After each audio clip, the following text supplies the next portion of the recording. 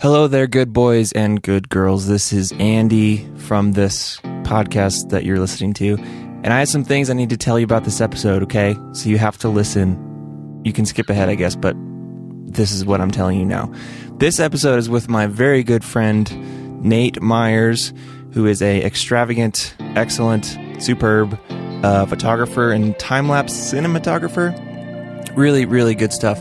One of the things I wanted to say up front is that him and I did a collaboration years ago where I wrote a song to one of his time-lapse pieces, and you should check that out. Actually, the song you're hearing right now is the one I composed for that video.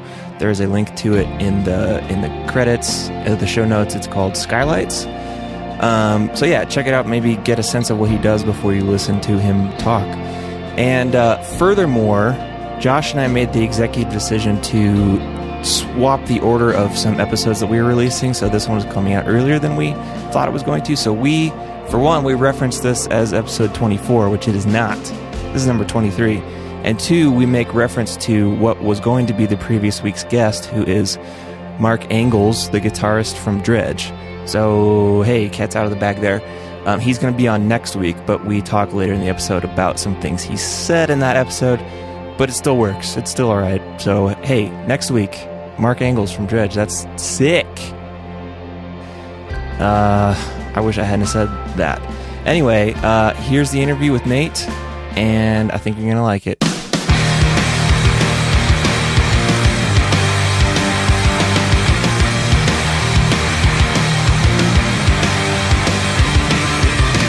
Castle is made of sand. I guess Andy's going to sing on this episode. I like that. I love to sing.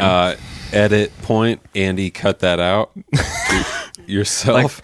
Like cut it out, like don't do it again, or like literally in the edit, cut it with the scissors tool in Logic. Cut yourself out. Snip at the playhead, remove it. Today can't have kids, on the so that's already happened. Today on the show, episode 23, we have... This is not episode 23. 24, possibly the person with the most Facebook likes of any guest ever on the show prior. And it's just fame sitting and here it's on my just couch. Our friend Nate from old Albuquerque, who we used to play Halo in the living room and smoke cigars with. And that's right. Halo. Hey guys. Halo guys. Halo guys. Halo. Halo 2 and 3. All right. Listen, shut up, you two. Enough of your banter. I've been reading. I got a book for Christmas. Did you? Surprise. By Chuck Klosterman, called What If We're Wrong? What? Please stop criticizing my every word. Well, say them right then. Continue. Go ahead. Yes, I got a book for Christmas called But What If We're Wrong? And it is blowing my mind. It's excellent. I've never officially read anything by Chuck Klosterman before. I remember at around age 19 or so, I tried to read Sex, Drugs, and Cocoa Puffs, which was kind of the book that made him famous. Yeah, I read it, but I have no recollection of it at all. I remember the cover. It had like pills on it. Pills not in sex. a cereal bowl. There was not sex on the cover, except the word sex. That was on the cover. Pills in a cereal bowl. Yeah. I quit that one at the time because I remember he had an entire chapter criticizing Coldplay, which I wasn't offended by that, but I just thought he was being pretentious and dumb. But anyway, he's so come you a were long offended way. by it, and you stopped reading. That's like the definition of being offended. Oh my gosh.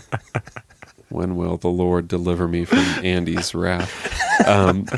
So I want to share a quote from this book, But What If We're Wrong? Which is basically, okay, so the subtitle is Thinking About the Present as If It Were the Past. And he is basically pointing a finger at all of us, RN, right now. Don't do that. Some people might not know. And just saying, listen, guys, I think we're basically a bunch of dummies, and no one is paying attention, and we think that we're right all the time, and actually we might be wrong about a whole lot of things. So I like that. Here is a quote from the first chapter. Mm-hmm. The sheer amount of information about every current idea makes those concepts difficult to contradict, particularly in a framework where public consensus has become the ultimate arbiter of validity. So let that soak in for a second. So his argument is, at least at the beginning of the book, that we're in a period in our culture where things are right only because a whole lot of people on social media basically say that they're right. Social media, baby. Yeah. I get And, it. you could apply that to something as banal as Star Wars Rogue One or Stranger Things or a book that gets, hey, I'm not going to go there. Just Okay. don't worry. All right. But no, like Gone Girl or Girl on a Train, those are both novels that were turned into movies that happen Girl with to a dragon involve tattoo. yeah, The word girl basically. in it. Mother. What? See, I'm trying to say something good, and you're I'm giving sorry. me Listen, shit about it. Okay, let's just examine this though. Gone Girl is popular. I think it is a fascinating idea that things are considered good or great or lasting in the culture only because a lot of people here and now critically acclaim them, because that does not mean that they will necessarily last for a long time within humanity in general. And man, I feel way off track. But so the another argument he goes into in this book is just that more than 1,000 years prior to Newton, Plato had an idea about gravity, even though at the time he did not call it gravity. But he believed that the idea that things fall to the earth was because that they wanted to be close to the earth. Like you pick up a rock, you drop it, and it falls to the ground because it wants to be close to its home environment, which is the earth. And so what he's saying is Plato presented this and everybody was just like, okay, yeah, sounds good to me. That seems like truth. That seems correct. Yeah, okay. And then nearly 2,000 years later, Newton discovers that gravity is a thing, and his basis for what gravity is still considered to this day remarkable and genius. But what Chuck Klosterman is saying is, hey, we've only been around for 200 years since Newton. Like, what if we're the ones who are wrong? And that's just sort of his jumping off point. And from there, he goes into many different facets of the culture that are basically saying, like, listen, we're not as smart as we think. Yeah. And that is fascinating to me. And I know, like, I'm a dummy, and I'm not presenting this well, and that presentation was all over the place. But it just, that gets to a really particular part of my brain. And I don't know. On the one hand, there's nothing you can do about it. There's nothing we other can't than acknowledge it. Basically, yeah. But what do you guys think about that? Well, All I that mean, convoluted garbage I just said. if the thing you're saying is that, I mean, just that phrase, "we're not as smart as we think," then I'm all on board for that. Right. Because I think the older I get, like the more experiences I have in the world, in general, they illuminate the fact that I don't know as much as I thought. And like, if you think about your kids, like we all have kids, like, and your two kids are maybe not old enough to do this, or maybe they are, but you know, like my oldest son Marshall will learn a fact about like a bird, and then he'll think like all birds do this thing or have this feature. Like that's all he knows about the bird world. But then you'd say, well, some birds don't fly. Like there's a penguin and they don't fly. And he's like, then he has to add that to his knowledge of birds. And at some point you add so many things that you realize there's infinite amount of things to add, and I actually know. Like Marshall thought he knew everything there was to know about birds, Right. with 2 facts, and then over time he's like, oh, but then there's this, and then there's this, and then there's this, and then it's like, well, that never ends, that process. So it seems like, is that kind of what he's talking about in the book? Is that somewhat of it? Yes, he keeps coming back to this phrase that is just like, in the current moment, we act as if we have all the information that is available ever right now, but in fact we do not. And even there's an argument that 100 years from now or 1,000 years from now, things that we do that we consider normal are going to be considered insane and ridiculous. Like what? I'm sure. Oh, he doesn't give examples because he says basically there's no possible way to predict that. Oh, I see. See, now, is that unique? His quote, I mean, I agreed that at this day and age, we have more information at our fingertips than ever before. Yeah. That's actually like pretty cliche almost. Right. But is that a unique circumstance? Because if you go back in time, every generation before us had more information than the last to some degree. So were they the most informed at that time as well? I'm curious. I don't know. I'm not disagreeing with him. No, I think Or if that's what he's more saying. we as a people have never arrived at the final answer. Oh, okay. And we kind of live as if what we have right now is the final answer.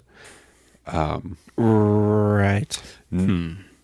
Of course, there's always been more information gleaned from every new, every however many years, but that we're not at the final point. Like there will be a point beyond us that will think that our culture looks like we view the 1910s or the 1930s or something, or even further back than that.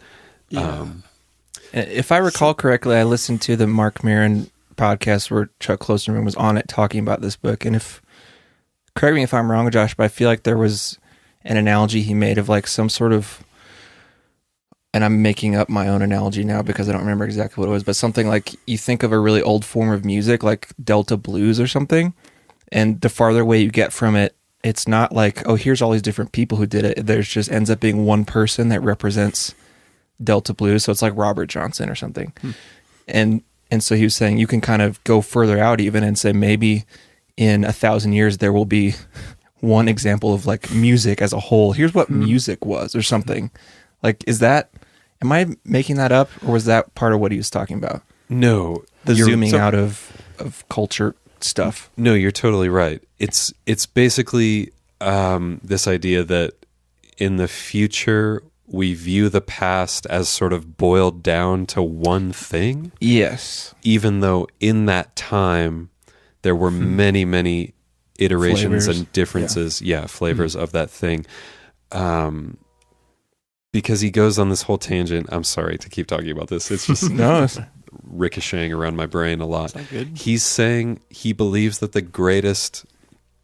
Well, his whole first real chapter in the book is about books themselves and about authors and perceived greatness and all these things, and how currently we perceive greatness, so to speak, as kind of who has sold the most books or who has written the most, which would be, Stephen King, J.K. Rowling, Philip Roth, these people who are kind of household names, but he is arguing that may not necessarily equate to longevity. Aren't there with future historical cultures. examples of people who had zero success in that way in their entire lifetime? And Yeah. Exactly. And Herman Melville is one of them. Franz Kafka is one of them. And F. Scott Fitzgerald, none of which were successful in their lifetimes, at least not in the way that we now view Moby Dick and The Metamorphosis and Great Gatsby as these kind of iconic works. Like, they were poor losers, honestly, who died very sad, and then just for the most random reasons in the world, their books picked up speed years after their death. And so he makes this really interesting argument that is basically like, we don't even know who the greatest author of our time is, because even though we may not know until 100 years after we're all dead. Yeah. That's Yeah. really interesting. I didn't. Yeah. It finally just clicked there. Because even though any idiot, including myself, could put out a book on Kindle, he's kind of saying probably the one who's churning out the most amazing stuff is someone unknown in like a slum in the middle of Arizona or something. You know, just the most obscure thing you can think of, and then it almost becomes this story because of how impoverished they were, or because they had this unbeautified life. That's not a word, but anyway. Okay, so I want to ask you one question, and then we want to move on to Nate about this stuff. Does the fact of all of this, the realization of all this, make you feel better or worse about what you're doing right now? There's a measure of both. Right. Because it's on one hand, you're not dependent on numbers like how many Kindles I sold or how many Facebook likes I have. No. Like you could be discovered out of the Arizona slums, as you said it.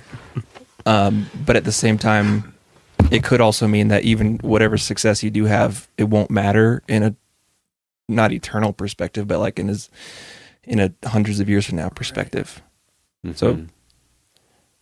So, I just bulldozed you, but you can answer the question now. No, it mostly makes me feel okay because if I really am honest with myself, my desire is not to be the greatest author ever. I just want to write things that are relevant to now, that people do enjoy, and I think that's all I need. Yeah, and even, that's great. That's probably the simplest answer. And the greatest author ever, if he or she is living right now, they don't know that they will be that. Right. Probably. Yeah. That'll probably be a trait of the greatest authors. They won't be trying to be the greatest author, or maybe even know. Right. Yeah. And so anyway, all that to say, just clearly I'm only 60 pages into this book, but this is what it's making my brain do. It's firing on many different cylinders, and just it's enjoyable because it makes me view our present very differently, and even kind of in a weird way appreciate the past in some different ways. Sweet. Okay, here's what I want to do, Nate. You have one of those things that you do that's probably hard to explain to people, I would think. And I get basically what I'm saying is I bet you have a spiel that you give to people when they ask what you do. And so you should give that now. Like what I do and like in terms of photography? Yeah, because that's so an incorrect way to put it. Well, I get it's you. a simplistic way to put it. Sure. But okay, so my simple spiel. Yes. I'm at a gallery. I've been there for about 3 years, a co-op. Yeah. And so when people come in and want to know about what you do and why you do it, I do a lot of astrophotography, a lot of long exposures, a lot of photographs at night. And just, I tell people it's just kind of a combination of my love for photography, which I picked up a camera about 10, 12 years ago. I remember when that happened. Yeah, Andy was around for that. And just one thing kind of starts happening, and it's one step after another. But I always loved camping, being outside. Right. I still remember as a kid, like looking up, seeing the Milky Way, and just at first actually not even realizing, I actually did think it was like a thin band of clouds. The stars are so bright out here in New Mexico that, the stars are just unreal with the right conditions. Because we have so little light pollution.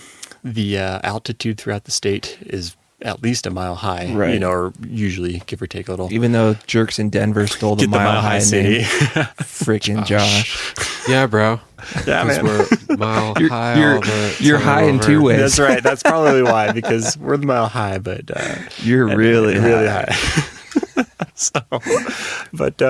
Just those love being outside, love the night sky, and I don't know. I just fell in love. I mean, I've been shooting for around 12 years, probably, if not longer. Is saying you're a time-lapse photographer, is that minimizing it? Because I mean, if I had to give your spiel on your behalf, that's what I'd say. But I don't. Okay. Well, I'm offended. How dare you? no, it's certainly something I love to do. It's getting so common that I hate that it's actually kind of not bugging me, but it's just become very common that it's just not. It doesn't have the uniqueness that it used to have. It's kind of like the word ambient. Yeah, exactly. Yeah, exactly. I'm sure you know that. Yes. So, but just like with ambient music, just like with anything else, even if there's a truckload of that same category, the good work will still separate itself from the 90% of the other mediocre. And I'm not saying I'm part of that 10% or the whatever, but just obviously in any category, the good work will stand out. So, but yeah, I do love time-lapse cinematography.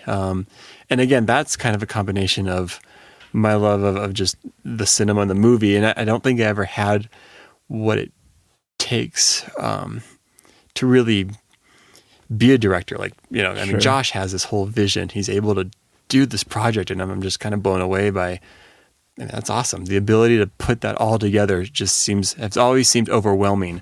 The story aspect of it. The story aspect, yeah. And just the coordination of all the different things involved with that.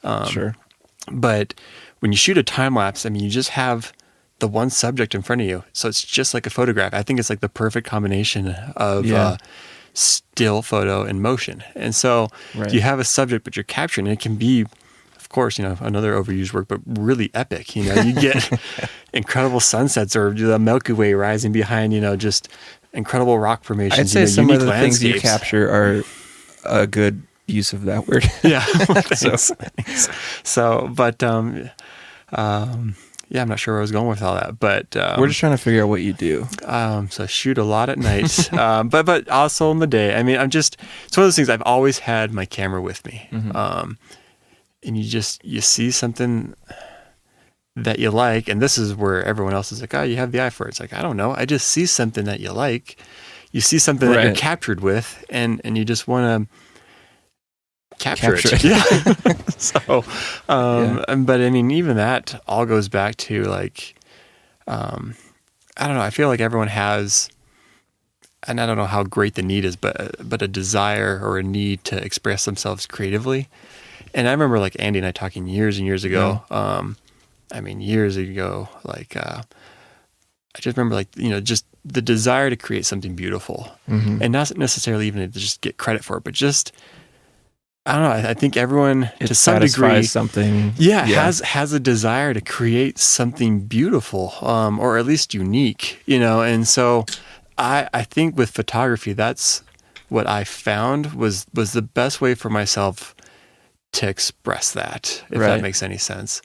So, well, and like I remember when you bought your first camera, and you kind of like immediately were obsessed with it and haven't stopped being obsessed with it. But so that makes sense. But why did you buy? Because you bought a DSLR, and I feel like it was maybe this period is still going on, but it was in a period where everyone was like, "I'm a photographer," but that's still. And going I did a Facebook. I know it's still going on, but you obviously stuck with it, and what? So why did you buy the first camera? Why? The very first camera was just like a little simple point and shoot right out of high school. And it was one of those where like, I mean, I still remember the day I got it. Like I drove out, I used to live in Rio Rancho, a suburb of Albuquerque.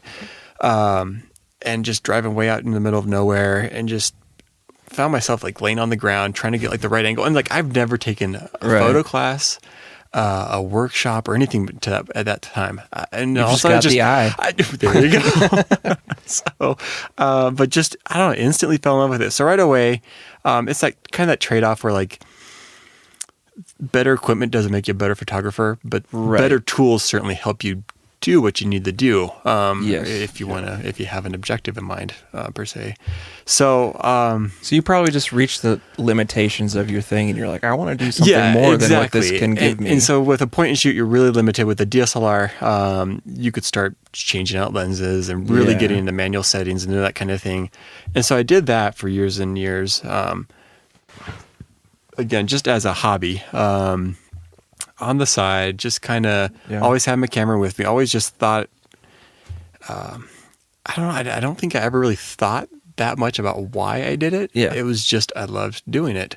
That's the thing that I think frustrates people is like you can't when people are like, how are you good at this, or why do you, you're like, I don't have a good answer for that, or like they're looking for some nugget that you can give to them and you're like, you just have to like it a lot. And I think that's true of like exactly with either music or photography or film or painting or any other medium.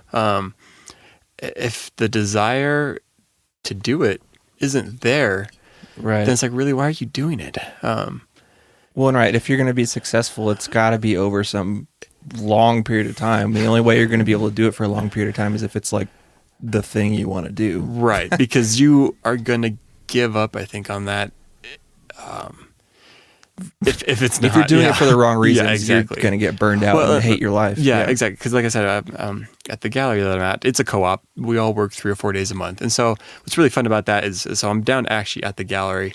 And people come in and you meet all sorts of photographers and you meet a lot of people, and especially the ones that not make me sad, but people come in and it's especially like some of the younger people, and they'll be like, I'm going to school to be a photographer. I really want to be a photographer. And it's just like, well, and I'm not saying that's wrong by any means, but I picked up the camera with no intention of it ever becoming anything. That's not necessary. Yeah, exactly. I mean, it certainly can help. And if you have that desire and those two coincide and line up, like that makes sense. Yeah. But, Well, and it's also, as Andy said, it's got to take some time. Like there were days when you thought this is never going to amount to anything. It's just kind of, or maybe you didn't have that sort of discouraged viewpoint about it, but. So I shot, like I said, probably for 12 years, but it was about 5 or 6 years ago that it really kind of turned into something different, is when I took my camera out and I had a nice enough system. I had a Nikon D300S, for any photo nerds listening, whoever they may be. Just kidding. I have no idea what that is. But anyway, I mean, still like by today's standards, it's a good camera. Anyway, I saw a trailer for a movie called Timescapes, and it's a 30-minute, maybe 45-minute, non-narrative, just music and visuals only. And this guy, Tom Lowe, the director, traveled all across the America, all over the Southwest, and just did time lapses. And I saw like the 2-minute trailer he did for that, and a lot of it was like the Milky Way. And he had one shot, especially of the VLA, the Very Large Array that we have here in New Mexico. All the satellite. Yeah, the satellite dishes, the huge ones that you've seen like in the movie Contact. Yeah. That's a good movie. If you're that old. So, but then that's only like 2 hours away from where I live. Mm-hmm. And so I thought, that's incredible. And I don't know what like it was. You're poised to do something like that. Yeah. And so something just clicked. And that's when the hobby and the passion that I had for photography really kind of started turning into an obsession. Yeah. And right around that time, I had gotten married. My wife was working night shifts as a nurse. And so, she's working the weekend, overnight. I thought, well, what the heck? Like, I'm just going to go out in the middle of nowhere. Yeah. And I don't know if I really had moments of discouragement in that time, because, again, my objective was just to figure out what he was doing and how he was doing it and how to get these shots, and so it was a huge discovery process, and the experience was I mean, really worth it. Right. But that's when I really got into time-lapse cinematography and the nighttime stuff, and that's when it kind of just went to a new level. Wait, can I make a connection to what you were just saying, Josh, about the book? Like, I think the compelling thing about time-lapse photography is maybe this is a nerdy way to connect it, but like we were just talking about, like zooming out in time and culture, like time-lapse photography is like you're seeing this phenomenon happen in a way that you don't even experience it naturally. Right. It's something, and it opens up, like it makes you feel, for me, like it makes me feel small, which I like feeling that way. Yeah. And it just takes you out of yourself, and you realize like there's this insane stuff going on around us that you don't see it until you speed it up. Right. However, I don't know the technical way to say it. No, that makes sense. And it's really funny you said that, because when I'm describing still photography that I do, Yeah. I use those exact same words you just said. I said I like, and I think it's a pretty common theme in my photos, is I like to feel small. Yeah. I try to, I don't know what in this and why I like that feeling, but there's just something much more grand than us. And so yeah, but exactly. There's, you look at the sky and sure you're taken by, I don't know, like, again, if you see the stars without light pollution in a bright place, it's you can just sit there for all night and just look up at them. Which, by the way, there's probably a ton of people who don't know what the stars look like without light pollution. And you're missing out. For the most part, I mean, not completely, but like the eastern half of the country, if you Google like a light pollution map, oh yeah, man, it's really kind of sad. There's just too many cities too close together. So we have something unique on the western half of the country, and especially the Southwest, where there's some pretty dark areas. So like my soul. That's right. so yeah, that's what I like to do. So and Nate, so I have a weird question, and please don't take offense at this. No. But so you are kind of a scatterbrained person, and I love you, even despite all that. But so how did someone with your personality sort of build what? I mean, and granted, even with that, you have an incredible talent. So how did you build what you do into basically a business? It's just one of those things where you just take one step after another. And it's because you wanted to take the step. Yeah, exactly. And it was almost, a door would open up or an opportunity, and you just kind of take a hold of it. And I almost, I'm not going to say I feel bad, but I know you guys have talked about this. But we talked about that with Colin, the punk rock guild. Yeah. Why did this happen to me? Like, it shouldn't have. But if you're doing what you love to do it, and apparently if it's decent enough work, in any area of life, I feel like if you're working hard enough in it, something's going to open up the next step. And so, it's gotten to a business where, I'm quitting my job. I don't know if you guys had a question for that. I mean, you guys knew that. We have questions. Okay, for that. so I'm quitting my job. I know that this is the podcast about quitting your job, and so this is the last month, January of 2017. That now you get to deal with self-employment and taxes. Yeah, exactly. Well, and it sucks. I know it does, but it's worth it. Oh man, big government, man. Hashtag thanks Obama. Okay, I'm just kidding. Just kidding.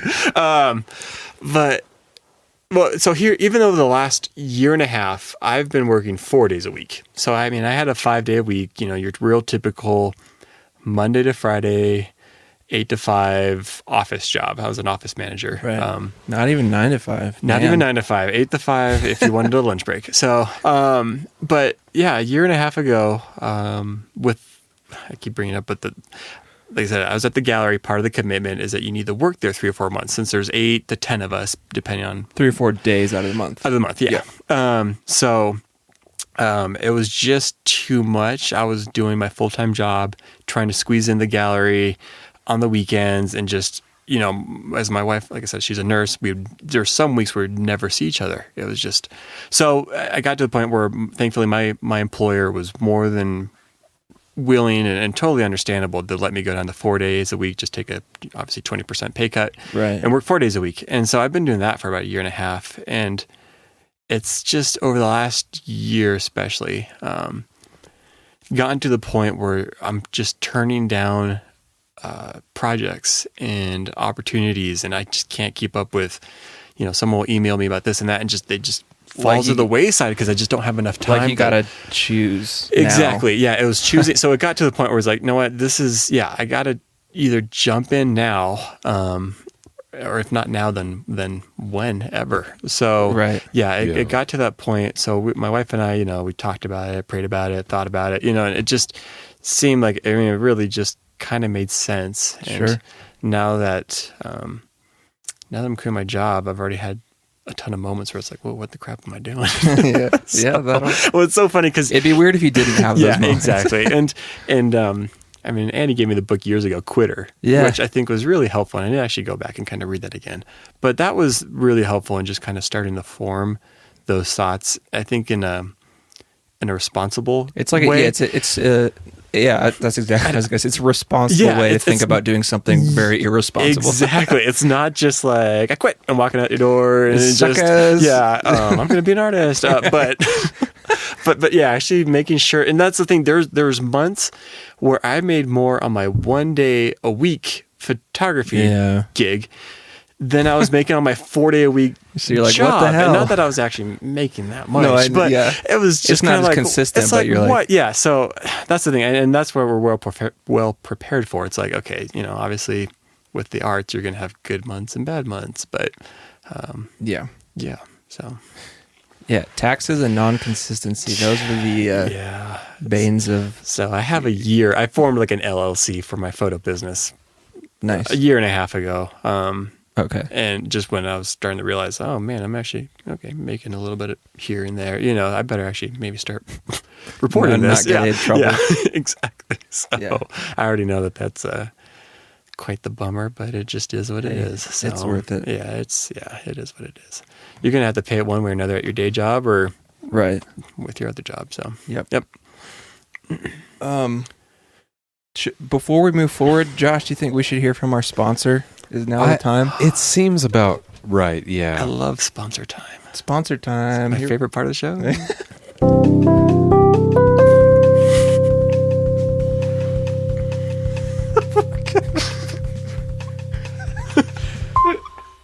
The orchestra drummer was. Never mind. Please cut that out. No.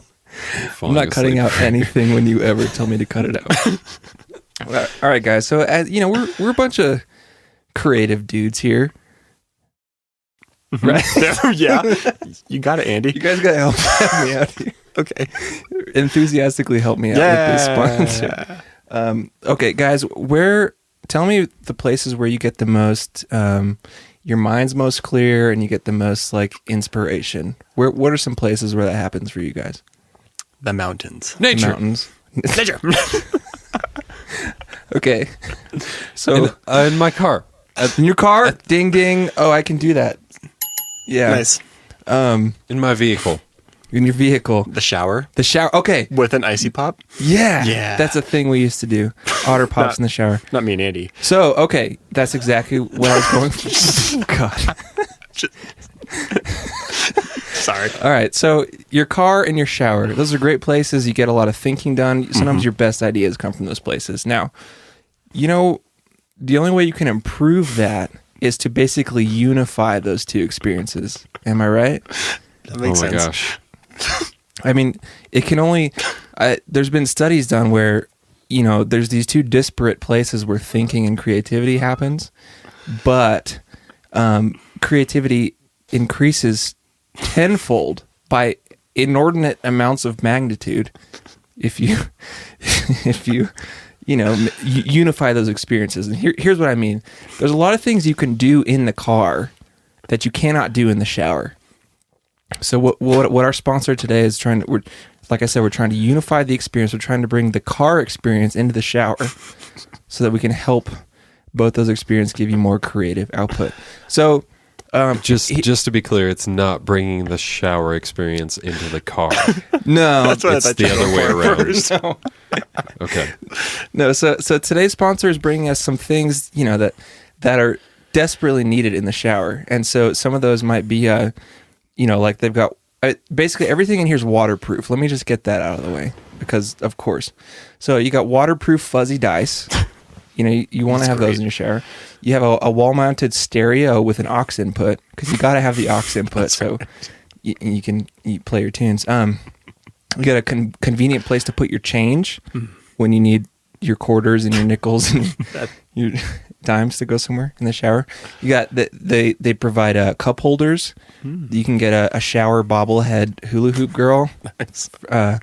And the two most important things I think are a cigarette lighter, because who doesn't want to smoke a cigarette in the shower? you know, you don't want to have to light it before you get in and whatever. So you want to do it right there. That makes sense. And, you know, a horn so you can alert people of your presence in the shower, because that's important too. So what else? So Josh, what are some other things that you like about the car experience that needs to be brought into the shower? What do you think? Well, And I'll tell you if they exist from our sponsor here. Yeah, I mean, if there's a place to put my coins, like collect coin my place. change, then I want somewhere also to put those coins into to receive a treat, like a little Boston baked bean.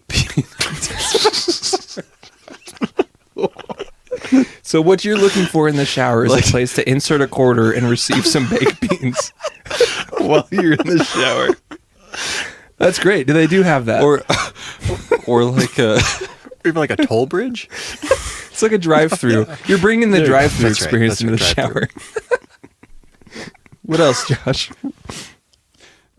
I mean, Or Nate, if you have any car experiences that you I don't know. Can they bring a traffic jam? Is that an experience you want? Does that enhance your creativity? No, that doesn't. Just scratch that. Scratch that. What about a light rainstorm? Well, if you're in the shower, That's like fitting. built in. there you go. That's nice. Well, anyway, here's the cool thing about our sponsor this week is that they have a tentative name, but they want to see if you guys can come up with anything better first. And they'll change the product. So what this is a package. You can customize your own package at the website and pick and choose which things from the car experience you want to have in the shower. So, Josh and Nate, I mean, what should this product be called?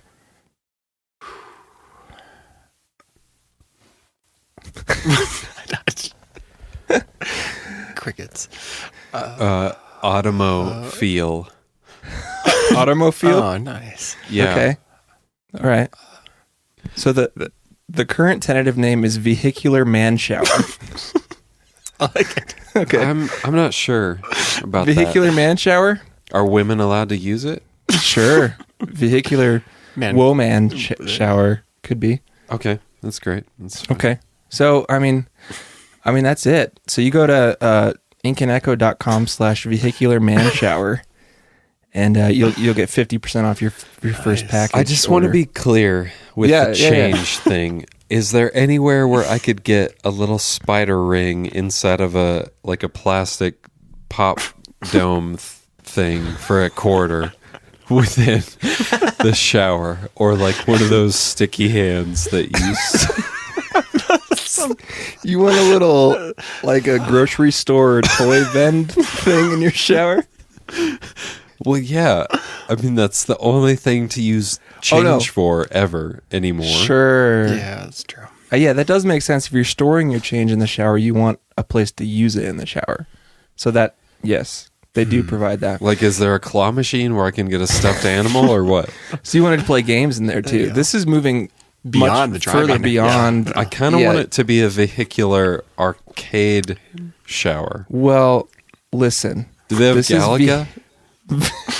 Vehicular Man Shower is unifying the shower and car experience. So we're going a little outside of that. However, what other products that do offer is neon lighting.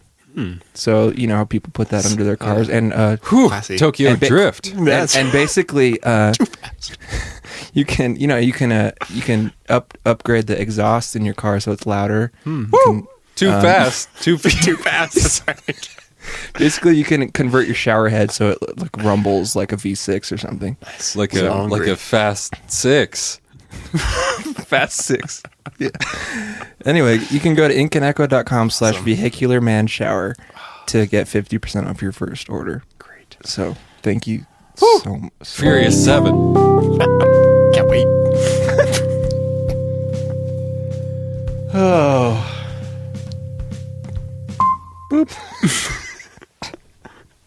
Who came up with that one? What one? With the boop. The boop. Oh, that was all me. I like that Yeah. a lot. It's one of my things here. I think it was in your first few episodes. It's incredibly Stupid. no soothing. Soothing? What was the Okay. word? No, we're really serious here. I mean, we want to respect our sponsors. Be and- serious. Yeah. Yeah. All right. I want to talk about quitting jobs now. Quit. Just do it. I quit. Just do it. Okay. So you're about to quit your job in the month of February 2017. Mm-hmm.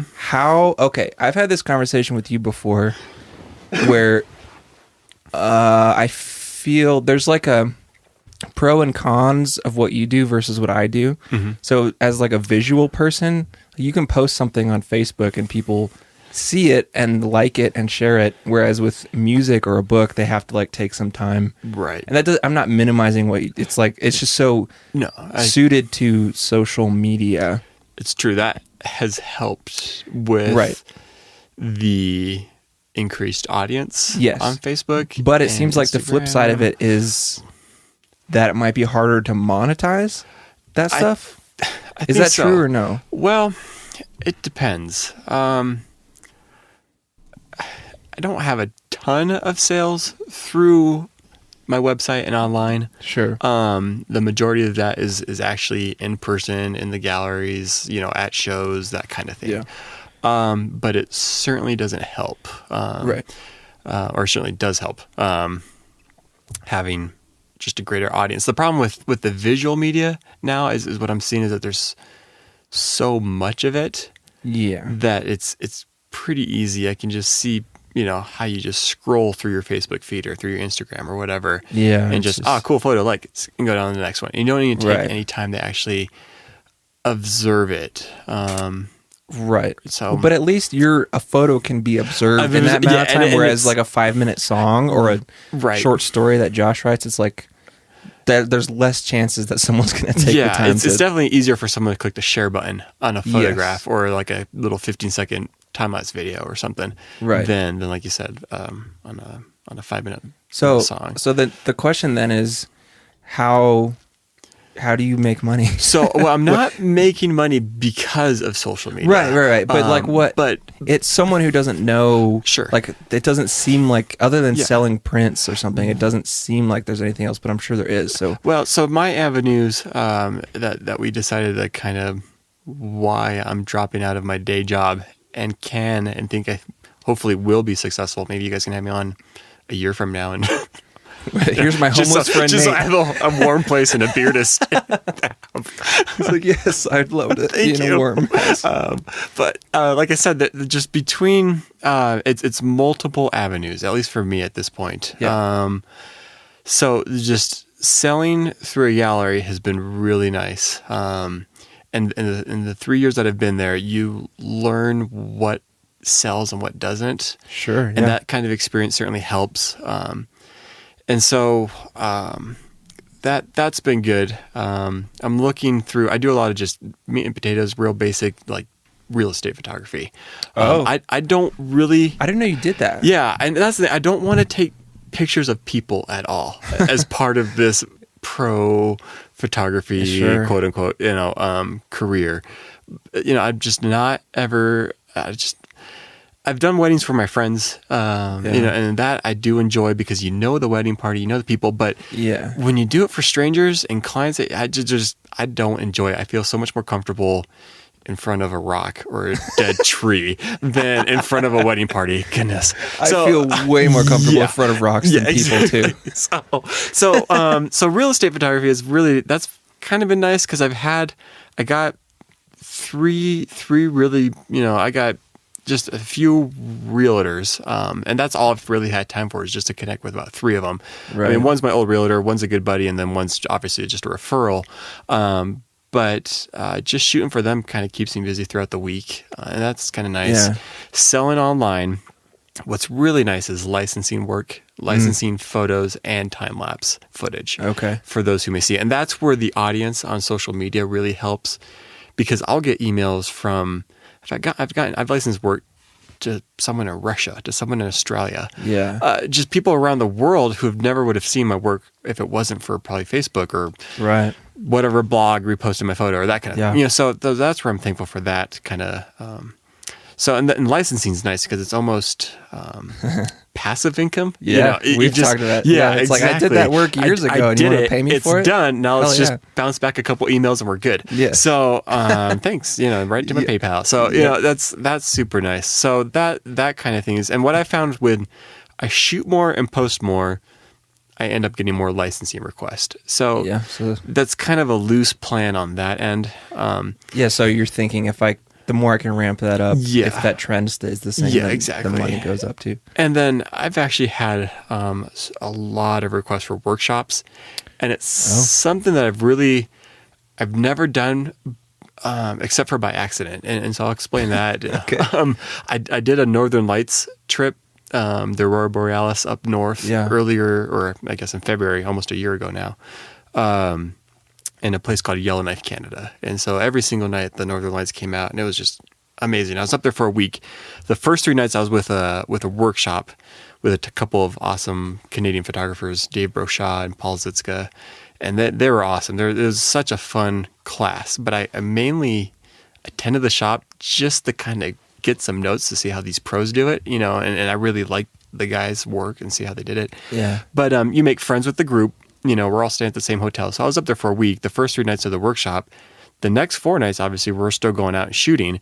And it got to the point where every night the group would be coming to me for advice and suggestions. And how would you frame this? And this is too dark, this is too bright. This is blur, and so I was becoming the instructor, of the group, and I found myself really enjoying it. Pay up. Yeah, exactly. So it's one of those things that it was just a huge confidence booster. I go to this workshop and I end up coming back thinking, not only did I kind of get some ideas on how I might run it, and did you enjoy it though? Yeah. Okay. I really did. I like showing people what I like to do. And I find that when photographers come and when I ask about my work and they see it, at that gallery and that kind of thing, I love telling them this is actually the settings, but here's the technique and here's kind of what I'm thinking with composition and that kind of stuff.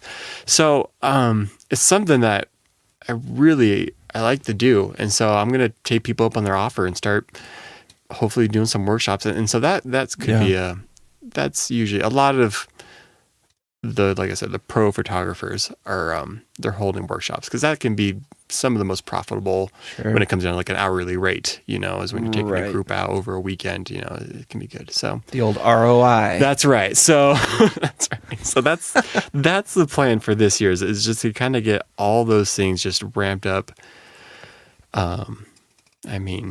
Tenfold, 20, as much as I can. I really just want to get as much as I can going into gear. So, yeah. Mm-hmm. That's so awesome. So that's the plan. So a lot of different avenues that add up to hopefully a little bit of money. So, or a lot of money. We'll see. So, but nice. Mm-hmm. Josh, what do you think? I was kind of rambling there. Sorry. Oh no, that sounds amazing. I was just listening for all of that. Great. I'm afraid I have no follow-up questions for that particular section. So currently, percentage-wise, what's the thing that brings in the most money? Is it licensing? Licensing in some ways because it's just pure profit to a degree. Like I said, sure. But the gallery, and that's the other thing I didn't touch on. I want to get into other galleries, and gotcha. I hope I'm not boring anybody who's not a photographer. You've barely even talked about photography. You're talking about talking more about doing creative things for a living. Okay, so I guess this would apply to other artwork as well. But the co-op is awesome. If anyone can find themselves in a co-op where you split the rent and you just work a few days of the month, I have found that to be just awesome because the co-op doesn't charge a ridiculous commission fee. We pay 5%, which is nothing. So you're paying 5% on what I sell. Plus some percentage of the rent. Plus the rent. Yeah. We split the rent. But you probably make more than that. Yeah. It's pretty easy. It just takes about a medium-sized sale. Sure. To just break even for the month, and then hopefully you have some more. Yeah. So So the co-op's awesome because most galleries charge somewhere probably between 40 to 60%. They sell your work for X amount, they're going to keep half. But you're not there. You just provide the work, they sell it for you, so they're taking the cut. That's the co-op, pretty cool. you're putting in the time yourself. So the co-op's really been nice. So that's what I want to explore is not necessarily other co-ops, but actually looking in the other. And that's what's nice about Albuquerque and Santa Fe. There is a lot of good galleries. You got Madrid, the whole... the whole central area, the whole Nob Hill area, even uptown now at this point, And so Santa Fe's got shops and galleries. So it's just kind of having the time where I can actually wake up in the morning and go and talk to these people. And what's nice too is now I have like 3 years worth of sales where I can show, look at this one sells, this many times every month. Do you want to make some money with me? So it's weird in some ways where or you're like, Balloon Fiesta season's here. Balloon Fiesta, one has a balloon yeah, exactly. in it, so Well, that's the thing. Yeah, if everybody doesn't know about Balloon Fiesta, Albuquerque kind of doubles in size during our big Balloon Fiesta, and that's awesome for the galleries because you have so many tourists coming in through the touristy parts of town. The galleries in what we call Old Town, which is a really touristy part of town. So, and it's weird. And it's only because of like the last year that I feel like I've been able to kind of focus this way on it as a business. Yeah. Because like I said, I don't think any of us really even get into this because we're trying to like make money with it. It's just, it gets to the point where like, oh, dang, I can make money with what I like to do. Like this, what? Like, so it's interesting because my story, and Josh, I'd like to tie it into where you are with your job and your creative stuff too, as much as you're comfortable. But I mean, for me, the interesting thing about you, Nate, is like I feel like you've been very intentional over some period of time to work towards quitting. Yeah. But for me, I did that. I had a plan, and it was cut way short because I was presented with an experience that literally was, hey, I have an opportunity to go on tour for a month with a band, and my boss said no. So you had to make the call. Yeah, I was like, I guess we're doing this now. I wasn't ready. Yeah. But the interesting, it seems like you've, and most of the people I talk to who have quit their job, it has always been at an unexpected time or earlier than they thought. But you seem to not be that way. Do you agree or disagree? No, I agree. This has been a long time coming. And what's awesome is big advice to anyone who might be listening is find a wife who is super supportive of you. Because that was huge. My wife, Aubrey, has been awesome in all of this. Because what kind of asshole are you just to be like, hey... I'm quitting my job. Exactly. She's like, well, But and that's the thing. So my wife is kind of in some ways the exact opposite when it comes to like she's A-type, she's organized, and so that's why I don't know. You just see these things kind of falling into place, and then just kind of God lining them up because I don't have any way to explain it, but sure. And that so it's certainly to the point where it's. If anything, I feel like I've dragged my feet and I've taken too long to get to this point where I maybe should have even jumped ship, I don't know, a month ago, a year ago, but now, and then that's where, again, the book Quitter, it's like, okay, the finances are in order. Like, don't be in crazy debt. Don't be stupid about, so it's a lot of just kind of common sense stuff too that's kind of built up to this. Yeah, and a lot of it when I quit was not how much more money can I make, but it's how low can I get my expenses. And that's more in your control. Yeah, exactly. And so it hasn't happened sooner than I thought. That's for sure. It's we've been waiting for the day to come. So and it's pretty much here now. So yeah. Josh, listen to me right now. I know of how you're feeling and the things you want to do. Because I honestly wish, like Josh, you are a person who I really want you to quit your job so bad and be able to do it. But it's also like we've mentioned in this conversation. Is like it's frustrating that I have no concrete advice, and it sounds like you don't, Nate, don't necessarily either to say like, well, here's what you need to do to quit your job. Yeah. Because that advice doesn't exist. I don't think there's a set formula. Right. Yeah. So, I mean, Josh, how does this, I mean, be honest, how does this make you feel right now, this conversation? Well, I'm never, I don't ever have resentment towards any person Sure. for having quote unquote made it. Like I'm happy for Nate. I'm Yeah. happy for you. I'm happy for Levi. But I think the hard reality is kind of going, well, I mean, frankly, I don't think I've worked any less hard. No. Yeah. But I don't what think so you either. guys do just happens to be more valuable to our society at the moment. That kind of, that sucks. I'm sorry, Josh. But Well, no, I wasn't trying to make that about No. But that's like, because I know that you like, not have an equal greater desire, to do what you love. But to do. I think the work you're putting in, like that fact is the reason why you're one of a very small amount of people who I think probably will get there. Mm-hmm.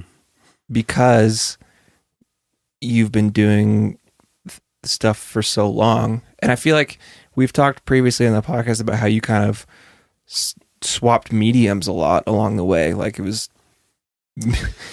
music and then movies and then writing and then back to movies, and it's which is great experience or whatever, but your work ethic is higher than most other people I see. So it sucks because I wish there's something more concrete I can do or say, but my advice always to people is just like, you just have to love what you're doing, because that's the only way you're going to be able to keep doing it over time.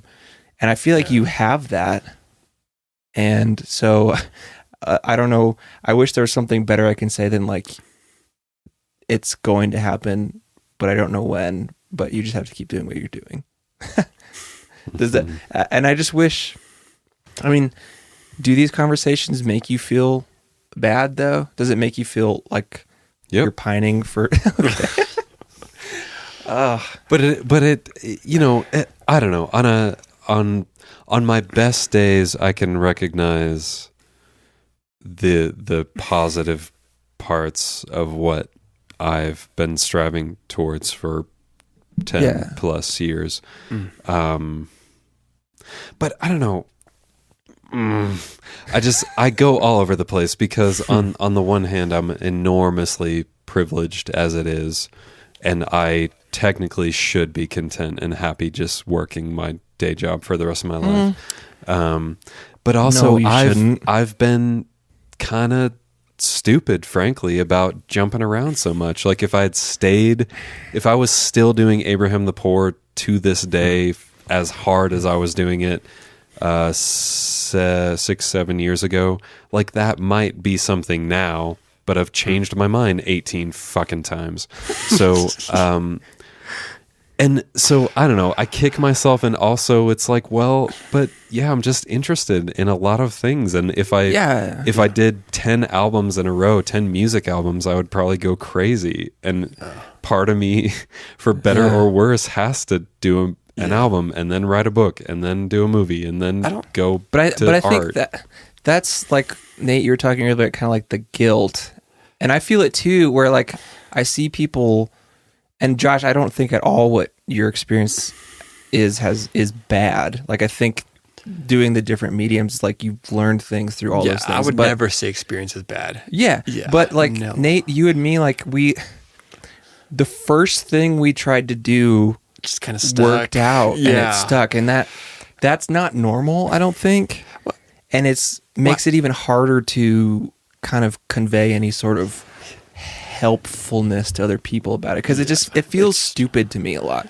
Like the whole thing feels really dumb. Like I made a dumb song in my room and it got put on a Spotify playlist by the man behind the curtain, and like that there's nothing for anyone to really take from it other than just do what you like to do and work hard. And Josh, you're doing it, and it also sort of kills me. It doesn't. I mean, I'm really like proud of you, and I see you working, and I'm like, that's badass what he's doing, and he's doing good stuff. So, but at the same time, it's like I do feel guilty. Like, please, Josh, I want whatever being is out there, whatever is causing this to happen, like please give it to him too. Yeah. And I don't say that for many people. So I'm talking in circles, but I love this conversation, and I love talking to people who are in the midst of quitting and doing it and have done it or want to do it, because that's, I don't know, it's just one of my favorite stories that people have, you know? Yeah. And I'm not there yet. Yeah. You know, and I don't know if you ever, I don't know at what point you finally are, you know, but the goal is just to be able to make it, you know, right. To pay the bills, you know, make sure you can bring some food home, make sure your wife doesn't have to work right overtime because you suck at what you're doing. So, yeah, I don't know, but I don't know. Going back to Josh, I know you said like, you know, you jumped all over, but I don't know. I think, I mean, this is just a small, stupid example, but like, I don't know how many times how many nights I wasted and stayed up all night long, like freaking trying to find the Milky Way. Like when I first started doing this, I'm taking photos in the fall and winter, and to anybody who knows the stars, it's not up during that time of year. And so like I was out there night after night, staying up all night, just wasting for nothing, so much time. But then again, it wasn't necessarily wasted because I found other things that worked. And I don't know, I feel like if you're pursuing anything creatively, it's not wasted, because you'll I don't know, you gain something. Even a failed project or experience is still, you pull away something. I don't know, it's something learnable. So right. I don't know if that makes sense. One of the things I know, Nate, I know you haven't heard this yet, but the interview before yours was Mark from Dredge. Yeah. And he, you know, he was able to live on Dredge for a certain period of time, and then it tapered off, and he has a job now. But so that's like, none of us are even on that spectrum of this thing of like doing what you want to do for a living and then going back to something else after it. But his perspective was interesting, because, and the thing that stuck with me is, he seems content where he's at because the job is letting him do what he wants to do with his music, and not have to do music in a way that he hates. Yeah.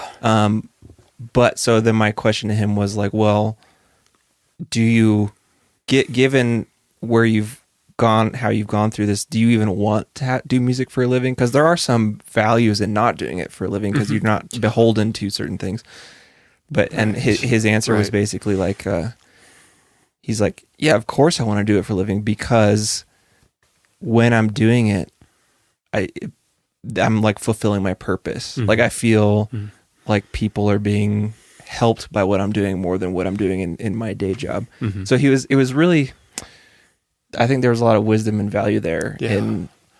And I don't, it's hard because I think if I had to go back to a day job, my hope is I would feel something like that, like a content plus knowing how I'm valuable in the world. Right. And Josh, I there's probably no way to really feel that way without going through, you know, doing it for a living and then going back. Like I feel like, Josh, tell me if I'm wrong, if you quit, did what you wanted to do for a couple of years, and then had to go back to a day job, do you feel like you'd feel the same as you do now? That's probably an unfair question. I don't know. Does that make sense? I'm almost certain I would have a different perspective on it. Yeah. Yeah. In a positive way. Yeah. Yeah, I look forward to hearing that, because I've got to work with my dad. That's worked my day job for the last 6 years. Yeah. I work with my dad, and I get along with my dad. We have a great relationship. So I'm one of the few people who, I don't know, hate my day job. Right. And like I said, it wasn't paying that great, but it wasn't like minimum wage either. It was just kind of like, like to make a little more, but whatever.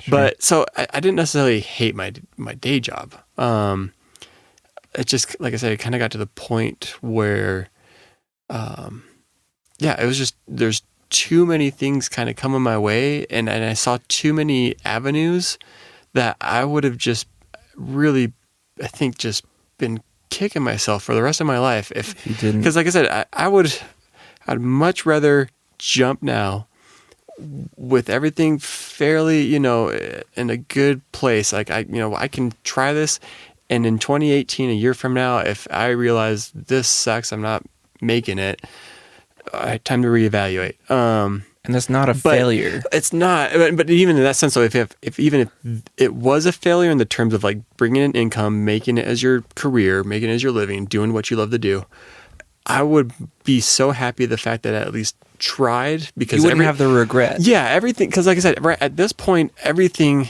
is kind of like, do it, dummy. Like, Right, it right. makes sense. Like, yeah, it's a big jump, but just do it, and so that's why it's kind of like, just do it, Right. and if everything kind of makes sense on the books and it just kind of feels right, then, and you feel love that way, then Maybe I don't know. Maybe this is something I can add to advice. And like, I know, Josh, I told you something similar to this last week or something, but it's like, so Nate, you and I, there's kind of like there's a tipping point where you're like, I'm an idiot if I don't just try this. Yeah. Because you can't not do a certain thing.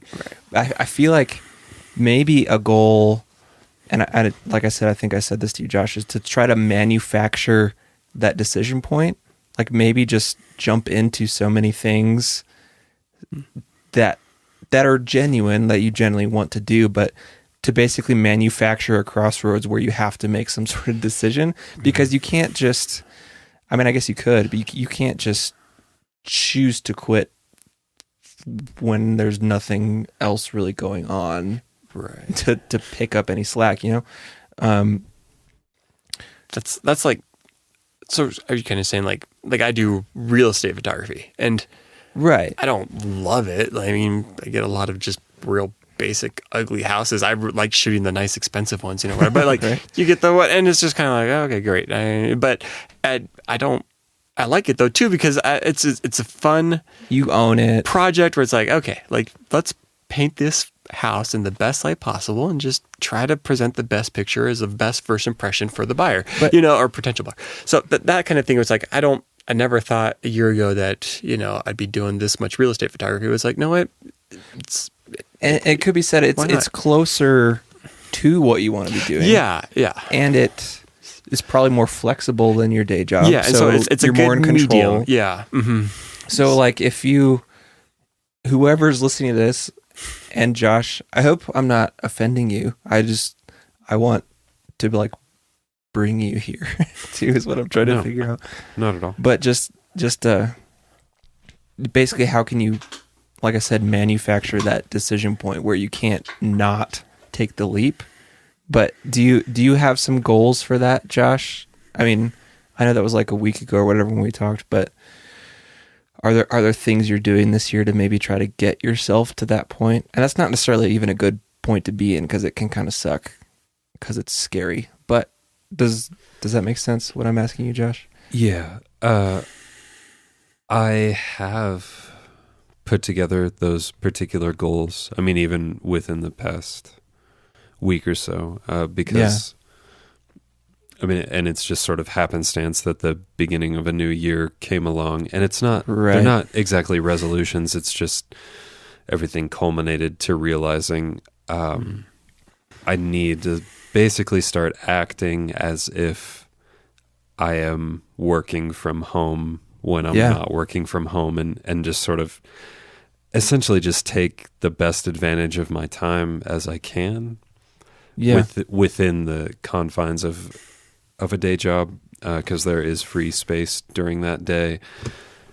So, I mean, that I literally at this point do not feel like I could be doing any more to promote getting out of my day job. And I do want to Sure. say, in light of what Nate just said, I don't hate my job either. And Yeah. What's funny is Nate and I actually work currently for the same company. Just two different branches, but I truly don't hate it. I'm not one of those people who wakes up with dread at all. Right. But it's like almost you've been cursed with finding the thing that fulfills you. I was going to say, if anything, that's held me not back, but or maybe I don't know. But it was just kind of like I didn't have the motivation of like I hate this freaking Yeah. You know, it's just it's like There's a whatever. certain comfortability about it, that kind of keeps you static. And Yeah, and that's also good, I think, because a lot, sometimes the reason you hate your job is because you're a bad worker at that job, and that turns on you, and then those things will translate to when you're working for yourself, and you'll hate that too. So that's a good and bad thing to like your day job, but like I said, it's sort of a curse to. Like, there's a part, I remember when I was at my old job and I hated it. Oh, so maybe that's already a bad analogy. But I remember thinking, what if, okay, this is what it was. Like, what if I just never found out what I really loved? I think that would make this way easier. And so it was my thing was, let me forget about music, let me stop loving it, or let me do it completely. And I was not able to stop feeling fulfilled in doing music, so that was like the only thing left to do was to just jump into it. So yeah, that you don't have to hate your day job, I don't think. Yeah. So. I'd like to keep having this conversation over the year and see where you're at with it. It'd be fun to follow you. Yeah. Whatever that means. I feel so all over the place about it. Yeah. Kind of, as I alluded to already. It's like I feel like I have healthy days and I have really bad days, and frankly, today is one of my bad days. Well, this is the first day back from a holiday weekend also, so that doesn't help. Sure. But I don't know, there's that discord of recognizing in the scheme of the world, in the scheme of time, I'm extremely blessed, but also I recognize I could do so much more and get paid for it, frankly. Like I'm not, not that I'm saying I want to do creative things to make a bunch of money, but just, I think I could do more than sell Christian it's got to be, I got a question for Josh when you're done. Yeah. Well, all I was going to say is if you can make money, and do something that's not fulfilling to you and not really giving back to the world, or you can make money doing something that it does fulfill you and is giving back to the world. Like, you should always strive for the latter. So that's what I would say. So go ahead. So Josh, what was really helpful with me, it was, like I said, the last year and a half, going from 5 days a week to 4. And so I don't know what the circumstances are like in your branch or how it works, but I found, I don't know, and it sucks because you take obviously 1 day less a week as a 20% cut in your pay, but I found that was really helpful because then it was kind of like a little testing period where it's like, okay, is this 1 day a week worth it? And then you reevaluate 6 months or whatever, time later, and you realize, okay, would 2 days be even better or 3 days? And so I always kind of had the picture in my mind of kind of gradually phasing out. But one, I don't know if that was really an option, and two, it was just like, well, let's just make the jump at this point. Right. But I don't know if that's helpful. But if at some point that came about, I don't know if that would work for you like it worked for me. Yeah. No, I think that's certainly valid and even an option. I would say most likely if I were to breach that subject. The tricky part is I'm still making almost zero income outside of work, whereas both Right. of you guys were probably making a little bit. Anyway, I feel like we should probably stop talking about this, but because at this point we're not podcasting, we're just talking amongst ourselves. But That's what podcasting is. But the only thing I want to say is that, and granted, not everyone can just choose to, I just only want to work 4 days a week now instead of 5. Like, that's not normal, but that's exactly what I did too. Oh, really? At my job. I went from a 40-hour 5 days a week to a 36-hour 4-day week. So I worked 9s Monday through Thursday and had every Friday off. And I specifically, every Friday, I was like, I'm still at work. This is still a work day. I'm just working my other job. Right. And that's when I did a lot of my recording and YouTube videos and stuff. So that was a thing I did. So I don't know, Josh, if that's, I know the pay cut probably is painful, but if there was, I mean, kind of like Nate said, like a testing period is like, hey, I'm going to do this for 3 months. Like, what can I build with a free day a month? And then if after 3 months you're like, okay, nothing's going, I'm going back to 5. Like, I don't know if those are options, but I mean, if at all possible, I think that would be a great way to try to move forward. So, yeah. But yeah, we don't have to stay here. I just love this conversation. Nate, where do people see your work? What's the best place for them to go? Online or in person? Both. Online. Probably online. I post the most on Facebook. Yeah. Just ease of use, and even though they've changed the algorithm and all that kind of stuff, it's still, I found, a pretty good way to share and communicate with people. Obviously the website, and then what are the URLs? Facebook.com HTTP. What is it? //KN the number 8 photo. Oh, that's complicated. Yeah, pretty clever. Or no, complicated. or natephoto.com. Which Nate with a a K. K. Nate with a K. Silent K. Yeah, Knate, if you want to call me that. That's okay too. Or if you ever find yourself in Albuquerque, the Albuquerque Photographers Gallery in Old Town. Nice. Yep. Josh, is there anything else you want to discuss here before we get on out of the podcast? No, I'm good. This has been great. It went a different direction than I thought it would, but I enjoyed it because of that. Okay. Yeah. And I do say, no, people listening, please go look at Nate's stuff. It's very good, and it'll make you feel cool and small, which I like. Thanks, Andy.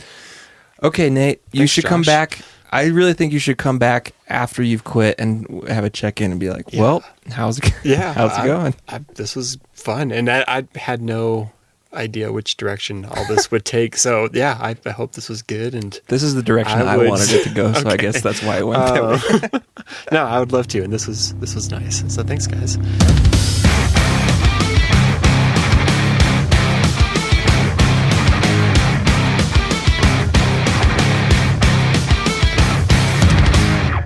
Shit. Now I spilled my beer on my phone. Damn it. beer phone. Now I spilled it again. Andy, you need a hand? I need 7. Oh my gosh. What is happening? Do you need paper towel? Where's the paper towel at? There's no paper towel. You don't want to go right now and get some? Josh, this is great. I'm fine. We got the stinger. I know you're fine. I'm very dry over here. I have no beer on me.